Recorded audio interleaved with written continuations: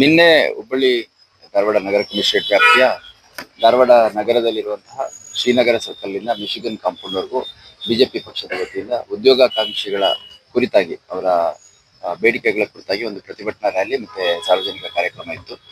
ಅದು ಪ್ರತಿಭಟನಾ ರ್ಯಾಲಿ ಪ್ರಾರಂಭ ಆಗಿ ಸಾರ್ವಜನಿಕ ಕಾರ್ಯಕ್ರಮ ಇದ್ದಂಥ ಸ್ಥಳಕ್ಕೆ ತಲುಪಿ ನಂತರದಲ್ಲಿ ಅಲ್ಲಿಂದ ಕಾರ್ಯಕ್ರಮ ನಡೀತಿರ್ಬೇಕಾದ್ರೆ ಮತ್ತೆ ಕಾರ್ಯಕ್ರಮ ಮುಗಿದ ನಂತರ jubilee circle between 1 to 3:30, 4 o'clock ವರೆಗೂ ಅಪ್ರಾಕ್ಸಿಮೇಟ್ಲಿ ಎಲ್ಲ ಕ್ರೌಡ್ ಡಿಸ್ಪರ್ಸ್ ಮಾಡೋಷ್ಟೊತ್ತಿಗೆ 5 ಗಂಟೆ ಆಯಿತು. ಸುಮಾರು 3ರಿಂದ 3:30 ಗಂಟೆಗಳ ಕಾಲ ಸಾರ್ವಜನಿಕರಿಗೆ ಅನಾನುಕೂಲ ಆಗೋ ರೀತಿಯಲ್ಲಿ ಜುಬ್ಲಿ ಸರ್ಕಲ್ ಬಂದ್ ಮಾಡಿದ್ದು. ಅಲ್ಲಿ ಸುಮಾರು ಒಂದು 2,500-3,000 ಹೆಚ್ಚು ಜನ ಸೇರಿತ್ತು. ಇದರ ಮಧ್ಯೆ ಅವ್ರದ್ದು ಏನು ಮಾರ್ಗ ಇತ್ತು ಶ್ರೀನಗರ ಸರ್ಕಲ್ನಿಂದ ಮಿಶಿಗನ್ ಕಾಂಪೌಂಡ್ವರೆಗೂ, ಅದ್ರ ನಡುವೆ ಸುಮಾರು 4-5 ಬೇರೆ ಬೇರೆ ಪಾಯಿಂಟ್ಗಳಲ್ಲಿ ನಾವು ಬ್ಯಾರಿಕೇಡ್ ಹಾಕ್ಕೊಂಡು ಮಾರ್ಗ ಬದಲಾವಣೆ ಆಗದ ರೀತಿಯಲ್ಲಿ ಕ್ರಮ ಕೈಗೊಳ್ಳಲಿಕ್ಕೆ ತಡೆ ಹಿಡಿದಂಥ ಸಂದರ್ಭದಲ್ಲಿ ಸಾಕಷ್ಟು ಜನ ಮುಖಂಡರುಗಳು ಮತ್ತು ಕೆಲವು ವಿದ್ಯಾರ್ಥಿಗಳು ಕೂಡ ಅಲ್ಲಿ ನಮ್ಮನ್ನ ಬ್ರೀಚ್ ಮಾಡಿ ಹೋಗುವಂಥ ಪ್ರಯತ್ನ ಪೊಲೀಸ್ ಕರ್ತವ್ಯಕ್ಕೆ ಅಡ್ಡಿಪಡಿಸಿದ್ದು. ಮತ್ತು ಆ ಒಂದು ಸಂದರ್ಭದಲ್ಲಿ ನಮ್ಮ ಕೆಲ ಅಧಿಕಾರಿ ಮತ್ತು ಸಿಬ್ಬಂದಿಗಳಿಗೆ ಸಣ್ಣ ಪುಟ್ಟ ಗಾಯಗಳಾಗಿರುವಂಥದ್ದು ಆಗಿದೆ. ಅಷ್ಟಾಗಿಯೂ ಕೂಡ ವಿದ್ಯಾರ್ಥಿಗಳ ಒಂದು ಭಾವನೆಗಳನ್ನ ಕೆರಳಿಸಬಾರ್ದು, ಮತ್ತೆ ಅಲ್ಲಿ ಲಾಠಿ ಚಾರ್ಜ್ ಆಗಲಿ ಅಥವಾ ಬೇರೆ ಏನಾದರೂ ಕ್ರಮಗಳಾದರೆ ಕಾನೂನು ಸುವ್ಯವಸ್ಥೆ ಹೆಚ್ಚು ಬಿಗಡಾಯಿಸುವಂಥ ಸಾಧ್ಯತೆ ಇರುತ್ತೆ ಅಂತ ಅತ್ಯಂತ ಹೆಚ್ಚು ಸಂಯಮ ವಹಿಸಿ ನಮ್ಮೆಲ್ಲ ಅಧಿಕಾರಿ ಸಿಬ್ಬಂದಿಗಳು ನಿನ್ನೆ ಶಾಂತಿಯುತವಾಗಿ ಪ್ರತಿಭಟನೆ ಮುಗಿಯೋ ರೀತಿಯಲ್ಲಿ ನೋಡ್ಕೊಂಡಿದ್ದಾರೆ. ಅಷ್ಟಾಗಿಯೂ ಬಹಳಷ್ಟು ಸ್ಥಳಗಳಲ್ಲಿ ವೈಲೇಷನ್ಸ್ ಆಗಿದೆ. ಬಿಜೆಪಿ ಪಕ್ಷದವರು ಏನು ಕರೆ ಕೊಟ್ಟಿದ್ರು ಅದ್ರ ಪ್ರಕಾರ ಅವರು ಶ್ರೀನಗರ ಸರ್ಕಲ್ನಿಂದ ಮಿಶಿಗನ್ ಕಾಂಪೌಂಡ್ವರೆಗೂ ಬಂದು ಅಲ್ಲಿ ಕಾರ್ಯಕ್ರಮ ಮಾಡಿದ್ರು.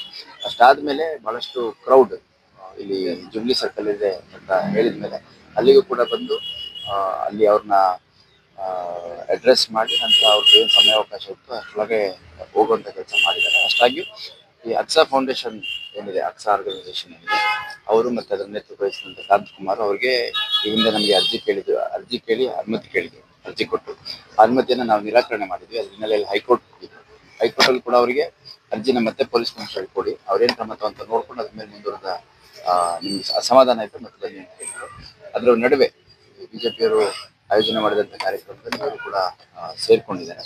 ಅವರು ಏನು ವಿತ್ ಕನ್ಸೆಂಟ್ ಸೇರಿದ್ರು ಏನೋ ಅದನ್ನೆಲ್ಲ ವೆರಿಫೈ ಮಾಡ್ತೀವಿ. ಸೊ ಅದರ ಮಧ್ಯ ಅವರು ಆ ಸಂಘಟನೆಗೆ ಪದಾಧಿಕಾರಿಗಳು ಮತ್ತು ಅವರ ಬೆಂಬಲಿಗರು ಏನಿದ್ದಾರೆ ಅವರೇ ಸ್ವಲ್ಪ ದೊಡ್ಡ ಮಟ್ಟದಲ್ಲಿ ಅಲ್ಲಿ ಪೊಲೀಸರ ಜೊತೆ ಸಂಘರ್ಷ ಕಳೆದಿದ್ದು, ಮಾರ್ಗ ಬದಲಾವಣೆ ಮಾಡಲಿಕ್ಕೆ ಒತ್ತಾಯ ಮಾಡಿದ್ದು, ಮತ್ತು ಜುಬ್ಲಿ ಸರ್ಕಲ್ ಅಲ್ಲಿ ಕೂಡ ಬಂದ್ ಮಾಡಿ ಅಲ್ಲಿ ಮಾತಾಡಿದವರು ಯಾರಿದ್ದಾರೆ ಅವ್ರಿಗೂ ಇದ್ದಾರೆ.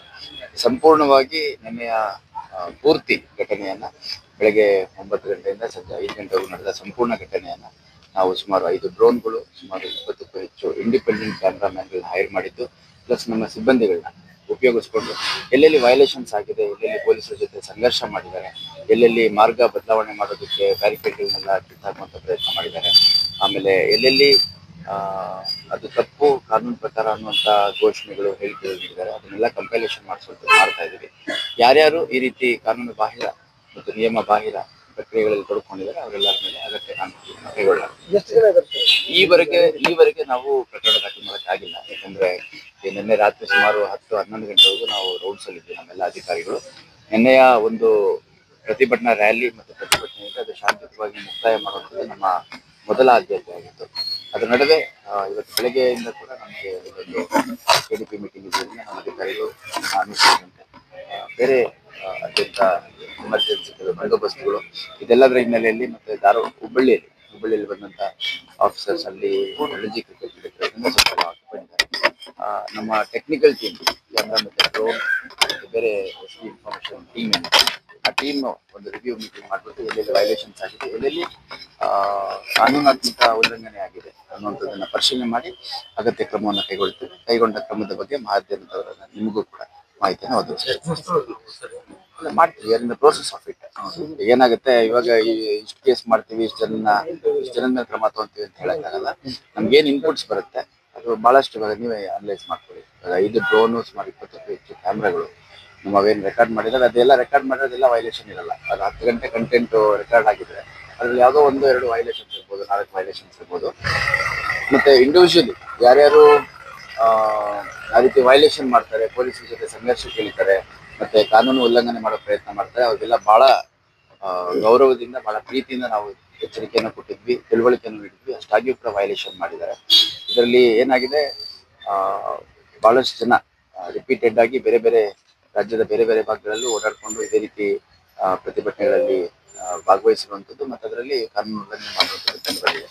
ಮತ್ತೆ ನಿನ್ನೆ ಒಂದು ಇವೆಂಟ್ ಅಲ್ಲೇನೆ ಬಹಳಷ್ಟು ಸಂದರ್ಭಗಳಲ್ಲಿ ವಿದ್ಯಾರ್ಥಿಗಳಿಗೆ ಮತ್ತೆ ಆಕಾಂಕ್ಷಿಗಳಿಗೆ ಪ್ರಚೋದನೆ ನೀಡುವಂಥದ್ದು, ಹೋಗ್ಬೇಡಿ ಇಲ್ಲಿ ನುಗ್ಗ್ರಿ ಅದೇನ್ ಮಾಡ್ತೀರಿ ಮಾಡೋಣ ಅನ್ನೋಂಥದ್ದು, ಪೊಲೀಸರ ಮೇಲೆ ಕಳ್ಳಾಟ ಮಾಡುವಂಥದ್ದು, ಮತ್ತೆ ಬಹಳಷ್ಟು ನಾವು ಸಂಯಮದಿಂದ ಇದ್ದಂಥ ಸಂದರ್ಭದಲ್ಲೂ ಕೂಡ ಈ ವಾಟರ್ ಬಾಟ್ಲ್ ಎಸ್ತಿರುವಂಥದ್ದು, ಕೆಲವರು ಪಬ್ಲಿಕ್ ಮೇಲೆ, ಅಲ್ಲಿ ಬಂದಿದ್ದಂತಹ ಸ್ಪೀಕರ್ಸ್ ಮೇಲೆ, ನಮ್ಮ ಅಧಿಕಾರಿಗಳ ಮೇಲೆ ಸ್ವಲ್ಪ ಖಾಲಿ ವಾಟರ್ ಬಾಟ್ಲ್ ಎಸೆಯುವಂಥದ್ದು, ಈ ತರ ದುರ್ವರ್ತನೆ ತೋರಿರುವಂಥದ್ದು ಬಹಳ ಸ್ಪಷ್ಟವಾಗಿ ಡಾಕ್ಯುಮೆಂಟ್ ಮಾಡಿದ್ದಾರೆ. ನಾನು ನಿನ್ನೆ ಪ್ರತಿಭಟನೆ ಸ್ಟಾರ್ಟ್ ಆದಂಥ ಸಂದರ್ಭದಲ್ಲೂ ಅದಕ್ಕಿಂತ ಪೂರ್ವಭಾವಿಯಾಗೂ ಕೂಡ ಬಹಳ ಸ್ಪಷ್ಟವಾಗಿ ಹೇಳಿದ್ದೆ.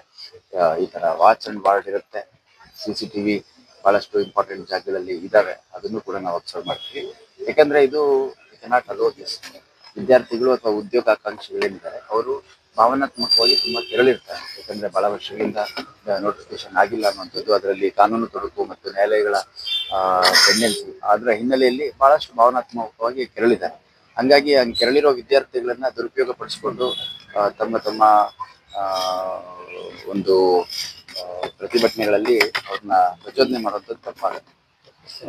ನಮ್ಮ ಮಹಿಳಾ ಸಿಬ್ಬಂದಿಗಳಿರ್ತಾರೆ, ಪುರುಷ ಸಿಬ್ಬಂದಿಗಳಿರ್ತಾರೆ. ಇವಾಗ ನಮ್ಮ ASIಗಳೆಲ್ಲ ಸ್ವಲ್ಪ 55-58 ವರ್ಷ ಆಗಿರುತ್ತೆ. ಅವ್ರಿಗೆ ತಳೆದಂತ ಸಂದರ್ಭದಲ್ಲಿ ಅವ್ರಿಗೆ ಪೆಟ್ಟುಗಳಾಗಂತ ಸಾಧ್ಯತೆ ಇರುತ್ತೆ. ಸೊ ಇದನ್ನೆಲ್ಲ ಗಮನದಲ್ಲಿ ಇಟ್ಕೊಂಡು ವಿದ್ಯಾರ್ಥಿಗಳು ಅಂತಂದ್ರೆ ಶಿಸ್ತನ್ನ ಕಾಪಾಡಬೇಕು. ಉದ್ಯೋಗಾಕಾಂಕ್ಷಿಗಳು ಆಗ್ಲಿ ವಿದ್ಯಾರ್ಥಿಗಳಾಗ್ಲಿ ಶಿಸ್ತನ್ನ ಕಾಪಾಡಬೇಕಾಗತ್ತೆ, ಒಂದು ಸಂಯಮವನ್ನು ಇಟ್ಕೋಬೇಕಾಗತ್ತೆ. ಎಲ್ಲರೂ ಮಾಡಿಲ್ಲ, 99% ಶಾಂತಿಯುತವಾಗಿ ಮಾಡಿದ್ರು. ಇನ್ನು 1% ಜನ ಏನು ಮಿಸ್ಚೀಫ್ ಮಾಡ್ತಾರೆ, ಅವರಿಂದ ಇಡೀ ವಿದ್ಯಾರ್ಥಿ ಸಮುದಾಯಕ್ಕೆ, ಆಕಾಂಕ್ಷಿಗಳ ಸಮುದಾಯಕ್ಕೆ ಒಂದು ಕೆಟ್ಟ ಸಿಗುವಂತ ಸಾಧ್ಯತೆ ಇರುತ್ತೆ. ಹಂಗಾಗಿ ನಾವು ಖಂಡಿತ ಅಗತ್ಯ ಕಾನೂನು ಕ್ರಮವನ್ನು ಕೈಗೊಳ್ತೇವೆ. ಯಾಕಂದ್ರೆ ಹುಬ್ಬಳ್ಳಿ ಧಾರವಾಡ ಕೇವಲ ಉದ್ಯೋಗಾಕಾಂಕ್ಷಿಗಳು ಅಥವಾ ವಿದ್ಯಾರ್ಥಿಗಳಿಗೆ ಅಷ್ಟೇ ಸೇರಿದಲ್ಲ. ಇಲ್ಲಿ ಬಹಳ ಒಂದು 8-10 ಲಕ್ಷ ಪಾಪ್ಯುಲೇಷನ್ ಇರುವಂತಹ ಊರು. ಹಿರಿಯ ನಾಗರಿಕರು ಮತ್ತೆ ಮಕ್ಕಳು ಶಾಲಾ ಕಾಲೇಜುಗಳಿಗೆ ಹೋಗುವಂಥವ್ರು, ಸರ್ಕಾರಿ ನೌಕರಿಗಳಿಗೆ ಹೋಗುವಂಥವ್ರು, ಬಹಳಷ್ಟು ಜನಕ್ಕೆ ಇದರಿಂದ ಅನಾನುಕೂಲ ಆಗಿದೆ. ಹಂಗಾಗಿ ನಾವು ಅಗತ್ಯ ಕಾನೂನು ಕ್ರಮವನ್ನು ಕೈಗೊಳ್ತೇವೆ.